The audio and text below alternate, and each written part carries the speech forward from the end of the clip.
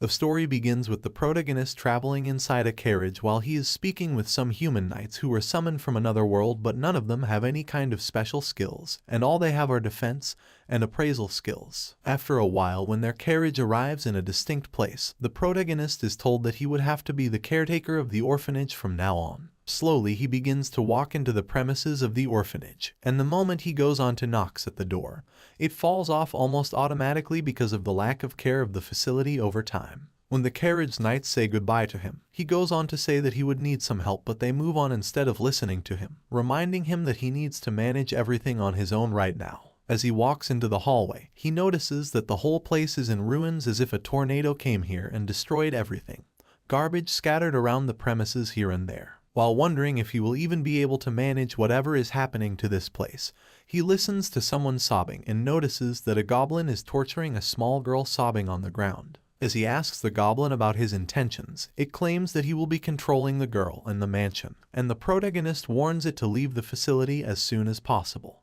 The goblin jumps into midair with the hope of annihilating the protagonist, and the protagonist ends up creating a shield around him to protect himself. As the shield breaks down, the monster charges at him once again, but he manages to knock the hell out of the goblin at one strike this time, which makes him wonder what is happening, as he was only supposed to have defense and appraisal skills, the only reason why he is in such a place without any kind of payment. The injured girl thanks him for helping her out, and even though the protagonist thinks that the goblin was in his way, she claims that she is happy even if she already died in this place. The girl suddenly passes out, and the moment the protagonist touches her, she starts to heal up as if he has some kind of healing skill in him. The girl is shocked to see that she is fine already, as if nothing has happened to him, and this whole time the protagonist keeps on wondering what is happening, as he wasn't supposed to cure diseases. As she begins to cry in happiness, he begins to pat her head to make her smile again, which makes her say that only a parent or master can touch her head, which makes the protagonist feel kind of reluctant once again.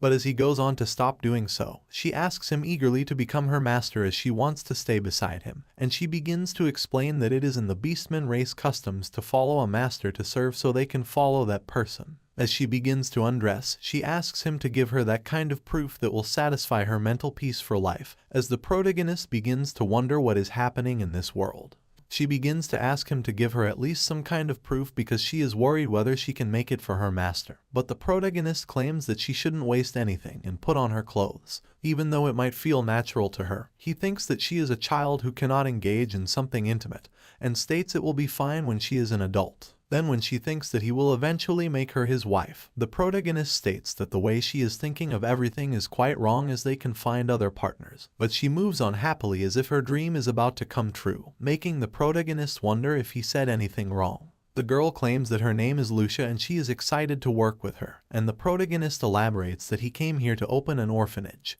so if she wants to stay with him, she would have to live as an orphan. Also, he lets her know that he can only prepare food and he doesn't know the rest, which feels rather fine to Lucia, who is excited to live with him. Even so, the protagonist begins to wonder if he really manages an orphanage, as his mother, who made and went out with men, and father, who raised him violently, made him the father figure in the whole picture, as he had done one to take care of himself. As he never really had a parent figure in his whole life to picture, he is unable to believe that the king made a good decision by sending him in here, as if he didn't even think evenly about the situation. But he thinks that it will be fine, as children grow up without parents' affection, which is also valid because of him, as they would just think about not being starved in the best possible outcome. Knowing that he has no choice but to accept his lifestyle as a caretaker, he gets ready for the life that he was given without bickering too much with himself. After making up his mind about having dedication, he begins to fix the walls that were ruined in time by using nails and planks one by one, and then when he goes on to look back to clean the place, Lucia comes in to say that she has already taken care of it to help him. But then when he goes on to take a look at the second floor, Lucia has done that as well, which reminds him to fetch some water. That was also done by Lucia, including pulling out the weed as well. When the work is done for the day, he suggests Lucia not to force herself to make him feel like she is useful, and claims that the work of a child like her is to play since ancient times, so she should go on to play without leaving the work. According to him, the housework should be his burden and not hers, and he recommends she should go on to play. But Lucia states that she is in her happiest mood when she is doing something for her master, so it will be better for her. While he wonders why there must be no one who will be working under anyone free of charge, He thinks for a way to settle all the debts and states that he will continue to reward her from now on, which is a rule to spare as long as he needs some help. Lucia thinks that it is enough to be with her gentle master as she begins to blush, and she asks that the only reward that she is able to take is head pats from him just like before. When he asks if it can be some kind of reward, she thinks that it can be for sure, and the protagonist decides to listen to her request to make her dream come true. But he claims that he will be there to help her with anything if something happens, as she is kind of defenseless to begin with, which she thinks will be okay as it is her master at the end of the day. Even though he thinks that she shouldn't sleep on his lap, she begins to snuggle with him even before he is able to say anything to her. Despite feeling that the whole circumstance might be kind of annoying to her in the end, he lets her have her fun at the end of the day. Both of them continue to drift away in the world of dreams, and he reminds himself of the event that happened back in the castle of the kingdom. After everyone finishes their skill testing event, they keep on pushing him to test his skills as they need to make it faster to defeat the demon lord, only to become a hero who will be saving the world. The moment he begins to test out his skills, the wizards think that it cannot be possible to see something like this happen, as someone with this kind of variation is supposed to have some kind of special ability in the first place. But the only things that he had were the protection and basic form of appraisal, which makes him one of the lowest grade heroes. The king flabbergasts, not knowing how someone like him ended up being summoned by them. So the whole hall starts calling him an imbecile and lame, which even forces him to apologize to them for being summoned to be useless like this. He thought that it must have been natural for all of them to bully him, as except for him, everyone is now supposed to be an archwizard or some kind of paladin to help defeat the demon lord, having their high skill tiers. This whole time the king assumed that he would be able to join the military or government. But all of his plans were ruined because of his skills, and as he ends up confirming his name and identity, he ends up being deployed in the orphanage in the outskirt district, where he will have to manage at least 10 orphans at once, and that is the only way he will be able to make it up to be transferred into his own world. Soon enough, when he wakes up, he realizes that he has been sleeping this whole time and reminds himself that he had some money which he will be using to buy some necessities in the orphanage. As Lucia wakes up after some minutes, he claims that he is about to go to the market to shop for some items, and suggests she should look over the house until he returns in the evening, but she wants to go with him. When he finally goes to the market, he once again realizes that he is in a whole different world. And while Lucia begins to go through the weapons and traditional clothing, the protagonist suggests to her to calm down and thinks that he shouldn't have brought her along with him. Then when she begins asking for his hand, saying that she might get lost, the protagonist states that he knows what her intentions are and there is no way he would pretend this visit to be a date. But when he later notices that there are a lot of guys looking at them, he does it anyway, knowing that it must not be safe for Lucia. After spending some time in the market for a while, the protagonist realizes that someone must have been looking for him this whole time,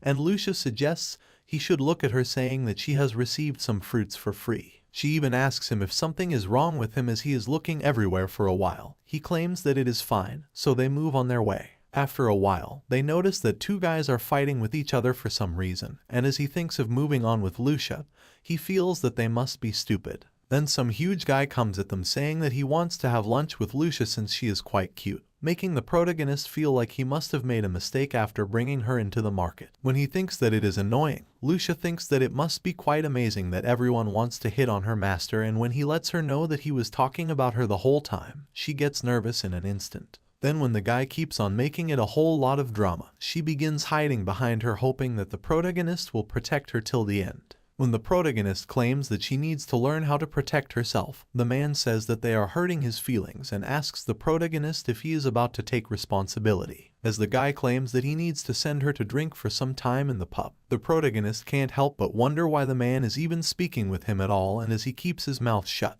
he goes on to throw a slap on his face by lunging at him. But the protagonist instantly ends up forbidding him from doing so by crossing his hands in a flash moment, which makes him wonder why his body reacts on his own, while Lucia is flabbergasted after seeing him in action. He couldn't help but wonder how he managed to see his hands in slow motion, and as he kept on wondering,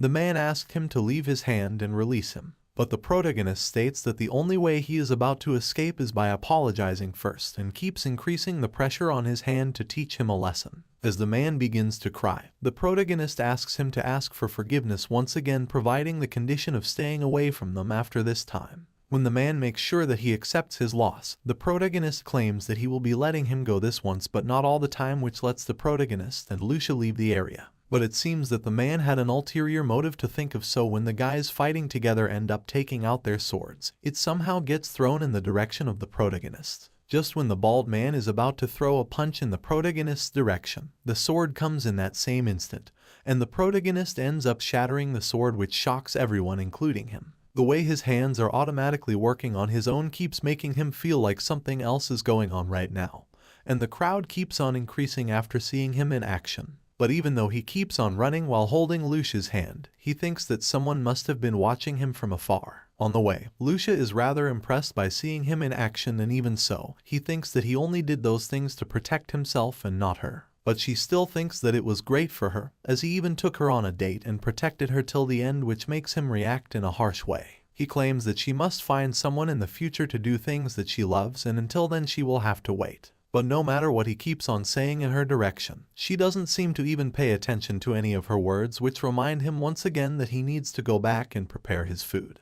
Then next day, when he finishes preparing the whole orphanage by fixing them by adding more planks on the broken areas, he once again feels like someone is watching him from afar. Even so, he couldn't help but wonder what kind of motivation that person might have in their life, as they must be just observing him for now on. After deciding that he needs to forget about the mysterious figure, he begins preparing to make something by taking out baking soda and oil, which makes Lucia curious, so she comes in to ask what he is about to do with them. As he explains that he couldn't find soap in the market, she begins to wonder what soap must be, which makes the protagonist feel like they must not have soap and detergent in this world, which only makes Lucia feel like it must be something special. When he realizes that they must not have something like this in this world, he explains soap as something magical that is used to remove dirt from clothing and body as well, which feels rather amazing to Lucia after hearing about it. As he thinks of beginning to make soap, she asks if she can help him out with that and promises that she will end up pleasing him with her skills. Both of them begin to heat the water to put some soda into it, only to mix it with some oil to wait for 30 minutes, which will end up creating soap as a result. Lucia is kind of amazed to see that she would have to cook something called soap,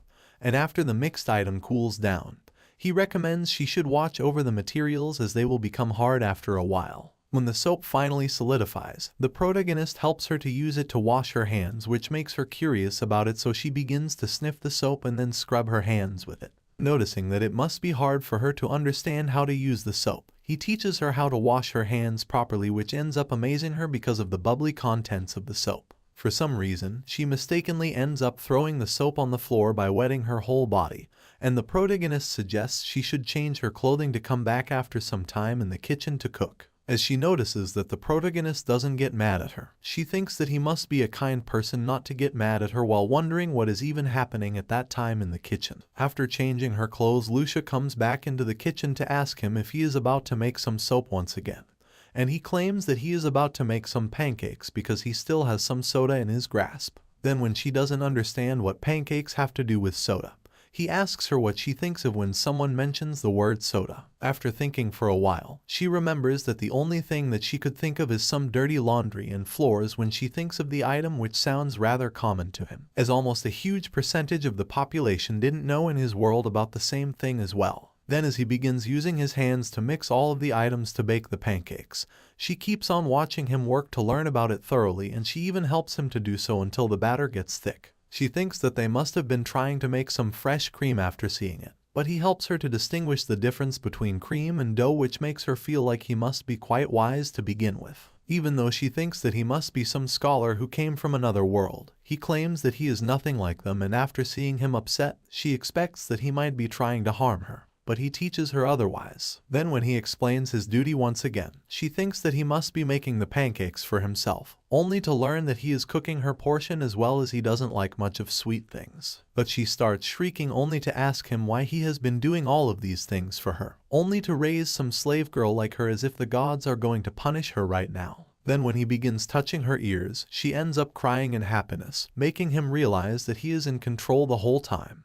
He makes her realize that no matter what others do, all she has to do in his orphanage is to act thankful for the meals that he is giving her and follow his orders without making any kind of complaint. As he gets busy preparing the food once again, he asks her to bring a plate for her, and he serves her portion on her plate, which makes her feel rather guilty. But he thinks that he is not about to force her while pouring some honey on her plate, adding that he is about to throw away the food if she doesn't eat it in an instant. As she finally takes a bite, she gets rather amazed and expresses her thankfulness for serving her something like this. Even though he feels like she might be exaggerating, she claims that he looks like a professional chef, adding that everything that he cooks is delicious. When he realizes that she must like them too well, he claims that he can prepare the same thing for her once again the next day, which makes her feel like she must be dreaming right now, reminding him that it must be quite amazing to be praised by someone in the first time of his life. The next day the protagonist looks rather unusual while sitting alone with a wood plank. Lucia comes in to ask him if he is alright as he looks rather remorseful all alone. But he claims that he is just checking the budget as if he ends up overspending for even 1 month. The money will end up running out, which makes her feel rather guilty for eating too many pancakes. Then he helps her to understand that he is worrying about getting more money, as he will refuse to bow his head and ask for more from the king, which gets her rather curious as he has been looking for ways to make more money for the orphanage. When he claims that he is thinking of some entertainment from his world, she thinks that she can help him with that as well, and he allows her to do so since she is about to do it anyways. As she begins asking him about the list that he made, she asks him about the picture book item, which gets her rather curious, and he even draws something for her to understand the identity behind it. When he creates a silly drawing on the board, she thinks that he must have made something unique, which is kind of cute at the same time, adding that her master might have a talent for drawing as well. Even though he thinks that they are not that good, she claims that she must have seen so many drawings when she used to live as a slave, but none of them were as good as the one that he made, since she is quite excited to see more after seeing him draw that one.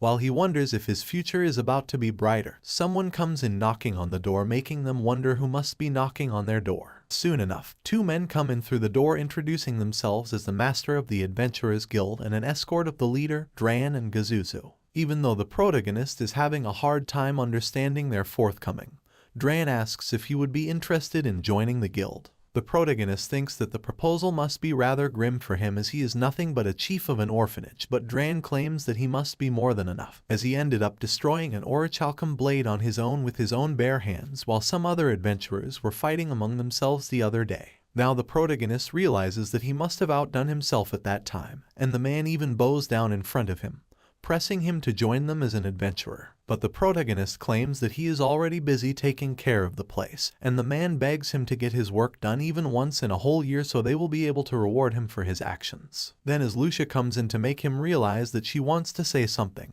he notices that she is tearing up, only to press her to say something if the whole situation is scaring her out. The whole thing reminds him of the time when he was rejected by his girlfriend to keep their relationship intact. He had the same situation ahead of him, having no one to rely on in the whole world, adding that there is no way Lucia has her voice to speak out for her own. Then when he remarks that he is not about to abandon the orphanage, declining the offer, Gazuzu starts enraged against him, as there is no one alive who would think of rejecting his master's offer, as he is nothing but an orphanage director. But just when he thinks that the protagonist is living all well because of some kind of rumor, he decides not to listen to his master, only to get his sword out to strike against the protagonist while calling him a pretentious bastard. As the blade raises against the protagonist, he ends up throwing the blade away in an instant, which makes the adventurer feel like he lost his blade almost instantly, as it has vanished in thin air. But the protagonist then demonstrates his skills by crushing the sword, making him feel like he is nothing against the protagonist.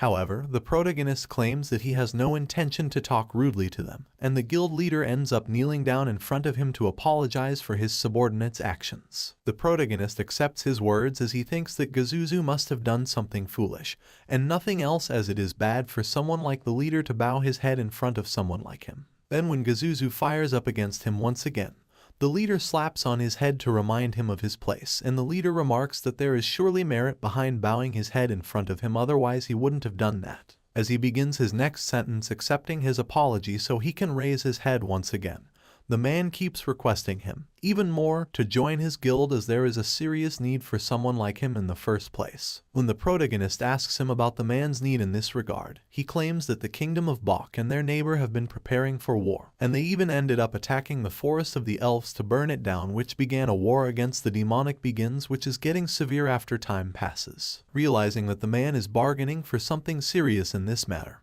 he knows that things can get complicated for sure, so he asks for some time to decide about the matter, as he is still prioritizing the matter of the orphanage before anything. Even before the protagonist could ever say anything, the man ends up leaving some funds in his hands for his subordinate, causing him the trouble that he caused. The protagonist realizes that the man is just asking him to help him for his own benefit, and Lucia is kind of nervous after seeing such an amount of money, which feels like nothing but putting on leash on the protagonist. All of a sudden, some elf girl comes in saying that she has already seen him in his actions this whole time, so she will be using him for his plans from now on. The girl expresses that the protagonist must be quite professional in the first place, and this whole time the protagonist is wondering who this girl showing off her panties must be in here, and realizes that she must have been the one person who has been following him from the town. The girl is kind of frustrated to see that he knows about her following him, and introduces herself as Erin, who is the former queen of the Forest of the Elves. He claims that she needs to make some better lie if she wants to be believed, as the elves were attacked by the kingdom of Bok. She explains that she is truly the former queen, and as her kingdom was invaded and burned to the ground a year ago, she is still thinking of taking revenge against the enemies, as she also wants to avenge the death of her father and mother. But the protagonist states that she can do whatever she wants, and thinks that she better get some mercenaries to help her with the tasks. But he is not about to help her in any way. When she realizes that he is not about to listen to him that easily, she asks if she is able to stay in the orphanage, as she doesn't have anyone to rely on, and thinks that it will be wise to stay with the protagonist instead of hiring someone to help her. When he realizes that she surely even knows his name, he thinks that he must have really stood out that time in the town, and refuses her offer to be in the orphanage, as he is allowed to make this decision. Just when he is about to move on to close the door on her face, she thinks that her next trick is about to convince him, and begins undressing her clothes to show off in front of him. She even explains that as she is a virgin, he will be allowed to do anything with her, as she is the princess of the elven tribes, knowing that she can be sold for 100 million coins if she is put on sale. But instead of listening to her, he begins carrying her inside the orphanage to throw her on the ground, as he begins fetching some clothes for her. Just when she thinks that he must have been the violent type to have fun with girls, he ends up carrying some clothes for her so she can dress up, to remind her to have some consciousness not to unclothe herself ever again so quickly. Then when the situation calms down, the protagonist starts acting up, as he is concerned that something bad must have happened if she was noticed by someone else, as there is no way he would get excited after seeing some kid like her. She claims that he can have her if she is grown up at the time, and he remarks that he barely cares about her tags, as there is no way he would be interested in sleeping no matter what she is, adding that she is not about to stay in the orphanage. He goes on to leave, saying that she can leave after wearing her clothes, and Erin remarks that it was her first time experiencing someone like him, as this whole time people were trying to steal from her or kidnap her. The protagonist thinks that she can continue to resent him no matter what, but his decision is not about to change, and Lucia comes in to request him to make up his mind so she is able to stay with them. But he thinks that there is no way they would be let someone to stay with them, because she has a revenge to take against someone in the end of the line. When Lucia remarks that she doesn't have anywhere to go to, the protagonist thinks that he shouldn't be the one to think about it, as being imprudent will only lead to her ruin, as regretting something later is something only a fool can do. Even so, Lucia thinks that they cannot just abandon Erin, because her parents were murdered as well while tearing up. The whole thing keeps the protagonist speechless for a while, and he thinks that in the worst case scenario, she would be the only one tangling herself in the revenge case, asking Lucia if she still wants the same, and she claims that she will accept that in the end if something like that happens. The protagonist assumes that her revenge will have to wait for at least 3 years to begin with, while adding that this orphanage will not continue to exist in that timeline, since he will be dismissed as the director of the orphanage, and even Lucia will be an adult at that time for sure, which will be her only condition to stay with them.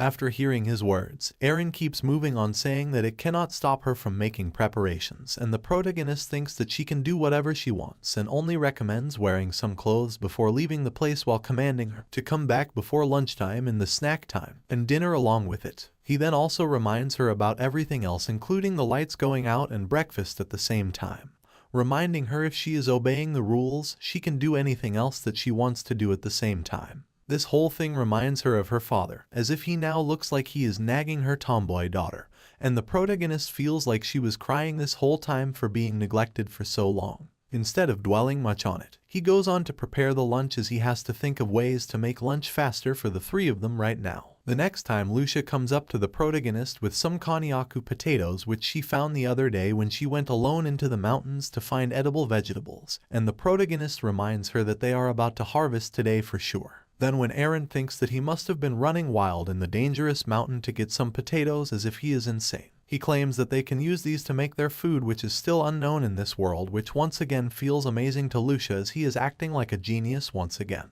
When he explains that he can do a lot of things with them, including cooking and even selling them on the market, Aaron claims that she is not about to help him with it at all, while Lucia feels excited to help him with them, as Aaron thinks that it must be unnecessary for them to pull out one weed at a time. She explains that she is a high elfin royalty who is proficient at commanding the wind sylphs, so she will be able to help them if they are ready to beg her for a while. But even so, the protagonist claims that they are not about to need her anyways, as they both can continue to finish in half a day. As Aaron moves on after being mad, Lucia asks him if she will be alright, as she looks rather mad after hearing him, and he feels like it must be fine, as she was just thinking to show off her magic to crush the hierarchy in the orphanage. As they begin to cultivate the place, the protagonist realizes that the place was heavily neglected before, as there is no end to the weed, feeling that there is no way they would be able to finish it in a day. Suddenly, some weeds begin to pull off from the ground as Aaron is helping them out, which makes the protagonist say that she didn't need to do that,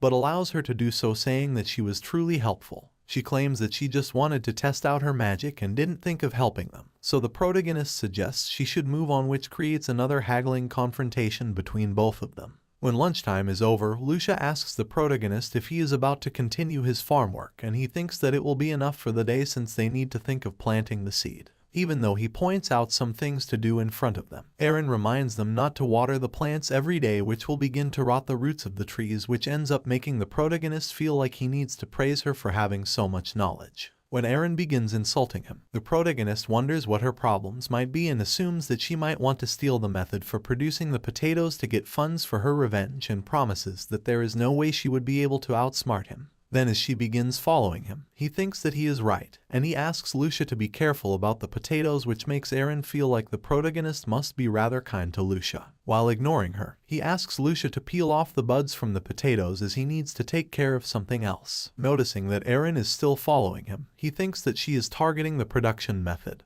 and she instantly begins asking her questions about the things that he is using right now. Even after asking for multiple times, the protagonist continues to ignore her, which forces her to cry out, saying that he just wants to bully her at the end of the day, and runs out crying from the room. The fact of bullying makes him feel like something surprising might have happened, and wonders where she might have gone, as she must have been thinking about something other than the production method. As he is unable to fathom the whole situation, Lucia asks him to go after her, only to elaborate that he is worried about Aaron,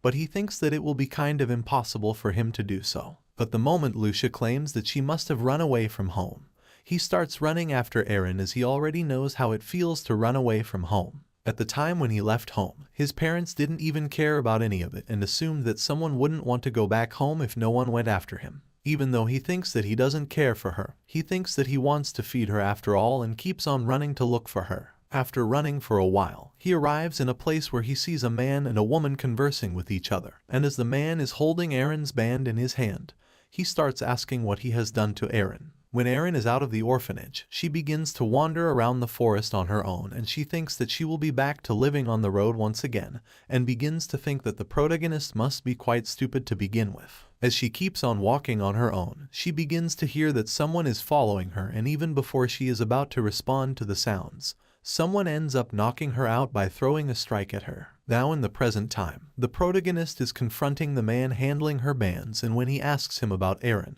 the man elaborates that he is about to tear down the whole orphanage, which gets him worked up. Just when he begins asking what he is even planning, the man claims that he cannot guarantee the safety of Aaron if he keeps resisting, and starts throwing huge strikes at the walls of the orphanage to smash down the walls. The woman begins to chuckle after seeing the man in action, and he proudly claims that he is about to turn the whole place into rubble in no time to make him look more fearful to impress the lady in front of him. Despite their background, the protagonist thinks to himself that they are making a huge mistake by doing something like this, and he even calls them idiots for doing something like this. The man begins asking the protagonist if his anger is messing with his head after seeing his orphanage getting destroyed. And even before he is able to fathom what is about to happen in this minute, hundreds of cutleries end up being thrown in his direction to knock the hell out of the man. So he begins asking for forgiveness from the protagonist. The protagonist himself is unable to understand what has even happened to the man, as he just wanted to beat him up and drive away. And the injured intruder begins to threaten him despite his injured state. Then as the woman begins to shout, the man asks her to get the hell out of the place, which hurts her feelings, as she is no one but the #1 prostitute in the country. when he begins putting dirt on her name. She even goes on to show off her body to explain her traits for having the tag of being the #1 prostitute in the country. The whole show makes the protagonist feel like everyone in the country wants to buy him but not the king. He is the only exception. As the woman keeps on bragging about her beauty and body, Lucia enters the room to check up on him if he is hurt or something, as she could hear the cutleries being thrown in the room. Then when she notices Lucia, he reminds her that she is nothing but an ordinary woman to him, and asks her if she is forgetting what can happen if she even thinks of wronging him, which reminds her that she needs to pick up the trash and move on from here. When the woman begins to run away after being picked by some bees, Lucia is astonished after seeing her running state and asks the protagonist where Erin must be. The protagonist explains that she was kidnapped by the injured guy's friends,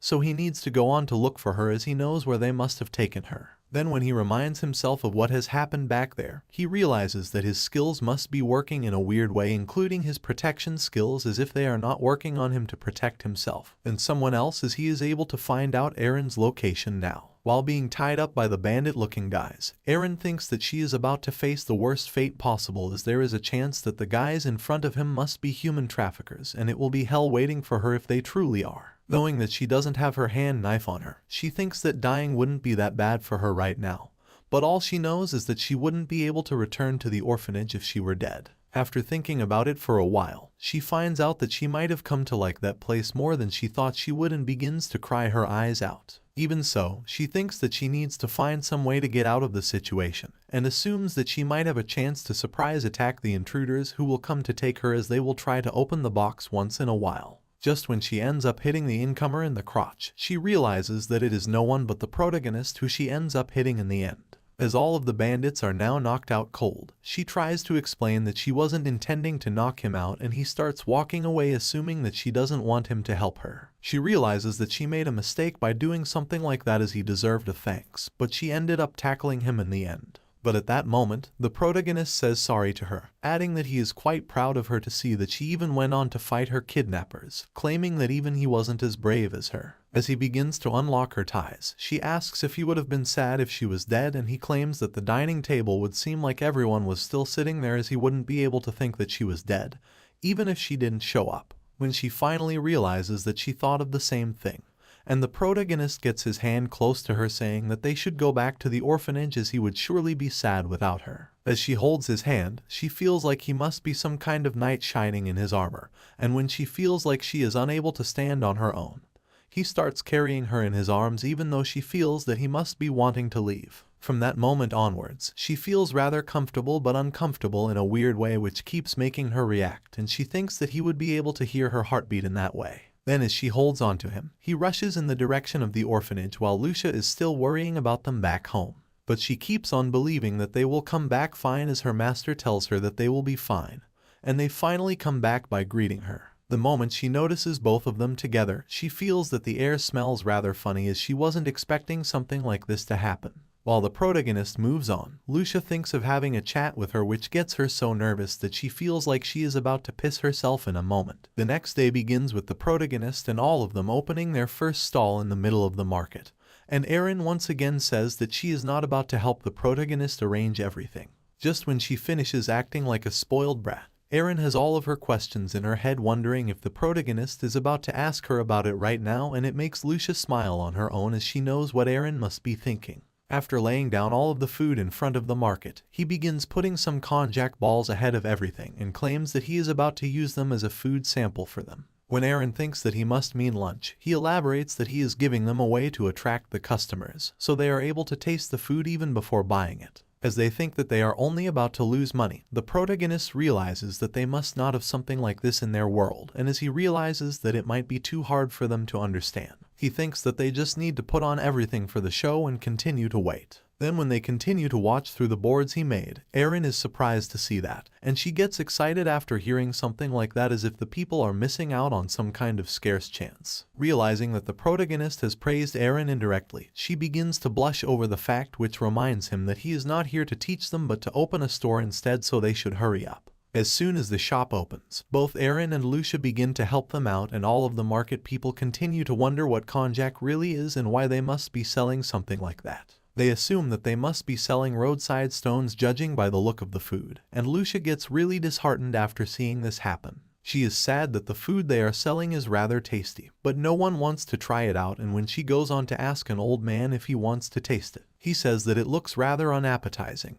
and all of the people have the same opinion of their food. But after requesting for a whole hour, one guy ends up taking a bite of the balls after thinking for a while, and he begins to wonder what country the food must be from in the first place. Then when the protagonist claims that it came from Japan, he thinks of buying one, which brings him to the thought of serving a special offer for him, which makes the deal even enticing for him. As soon as the guy leaves, Lucia is rather excited to see that they have made it happen by selling one of them. But he is not that excited that they need to sell more than 29 right now. After seeing that Lucia is excited, Aaron thinks of trying to sell them as well, and the whole journey after that was quite fast as the crowd began purchasing their food. Even though Aaron thinks that some cheaters are trying to cut the line and get more, the protagonist thinks that it will be enough for them to celebrate now, as they have fulfilled their target, as they have ended up making about 10,500 gil for one day of work. The main thing about the whole day to the protagonist is that he doesn't have to worry about breaking his promise to them, as he has managed to take care of an income source, as the only thing that he doesn't want to avoid is giving them meals 3 times a day.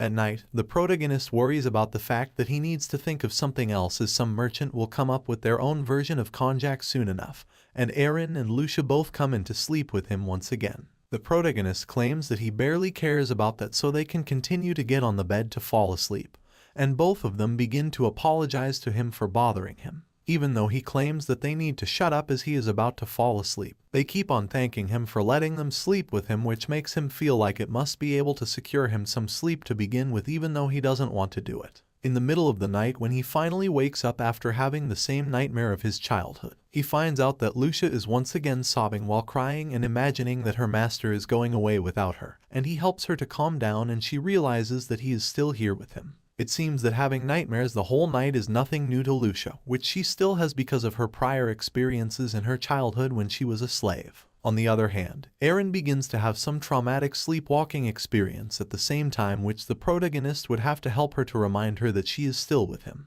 One night she even ended up attacking him with her knife, imagining that he must have been the wanderers who might have burned down her hometown, and he is glad that the person was him and not Lucia. As she falls asleep, he thinks that they must be rather pitiful, as they do not think about other people's circumstances. He also had some traumatic experiences living with his parents. Now he wakes up every night after hearing something, as if something violent is about to happen to him. Also, it is a fact that he cannot really sleep for Lucia crying every night, and thinks that it will be fine if they are able to overcome their trauma by sleeping with him. While they fall asleep, he begins to wonder what they would want to do to repay his favors for them after their wounds heal. And it feels to him that it would be rather annoying for someone to stop something in the middle, so he thinks that he would put up with them till the end anyways. The next morning, they all begin to look after the vegetables they are growing, and the protagonist seemingly better, realizing that they might be able to manage the income source stable for a while. Then when he realizes that he is out of water to get on the plants, he asks Aaron for help, which makes her very happy, and the protagonist thinks that it would have been pretty helpful if the well wasn't dry. But to check up on the deepness of the well, he begins throwing a pebble into the well, and instantly, a voice begins to come right at them, as if someone was hurt because of the well. Then when Aaron and Lucia are fearing for their life, imagining that it must be a ghost, a beautiful woman comes in saying that it must be dangerous to throw things at people, which is supposed to be the well spirit for sure, and she is not happy because of their sudden fatherless behavior. Then when the girl approaches them, the protagonist thinks that it might be too shocking for some ghost to appear in the middle of the daylight, and both Aaron and Lucia begin to lose over the fact that he is not scared after seeing the ghost. As they begin to scream their lungs out, she claims that she is not a ghost, to begin with, as she is the spirit goddess in charge of all the water spirits in this continent, named Shione. But the protagonist is not really pleased to hear her out, and thinks that she must have a checkup in the hospital before she can act like his big sister, even though she thinks that she must be older for being alive over 100,000 years for sure. Then when he seriously thinks that she needs to get a checkup, Shione understands that he doesn't believe her at all, and claims that she wanted to thank him as she is now able to appear in front of him.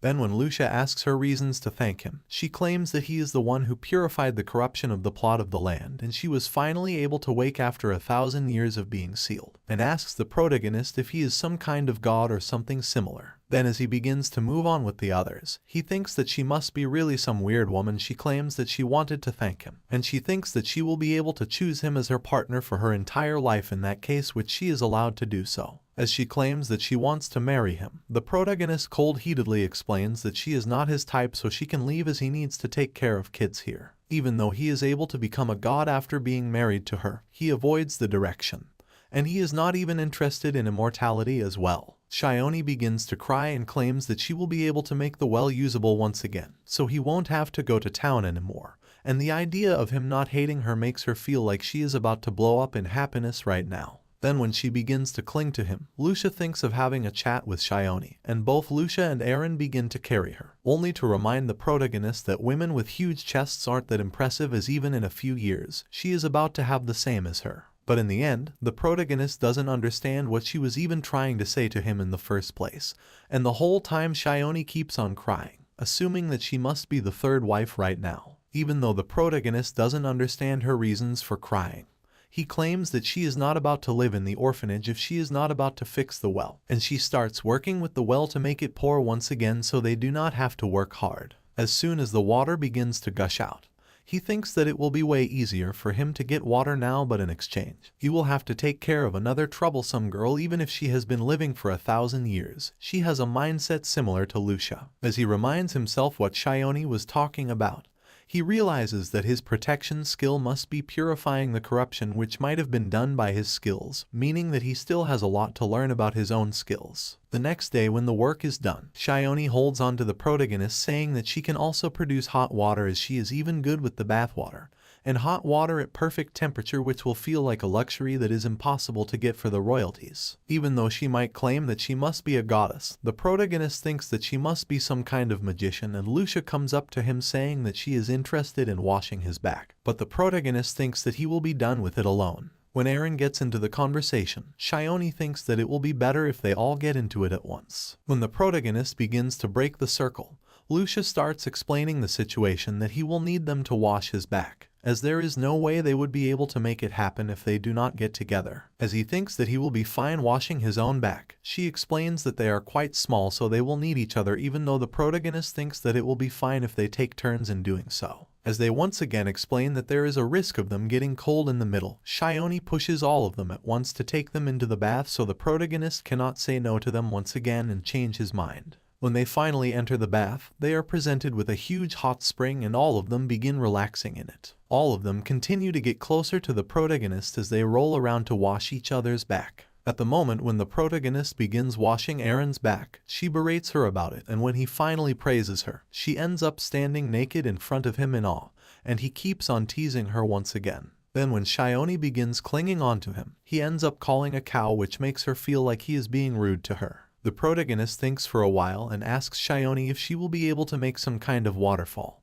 and when she finally does, she ends up pulling him into the water, which makes them realize how cold the water really is. Then while both of them continue to struggle, Eren and Lucia promise to each other that they need to get rid of every girls with cow-like titties to make the world safer.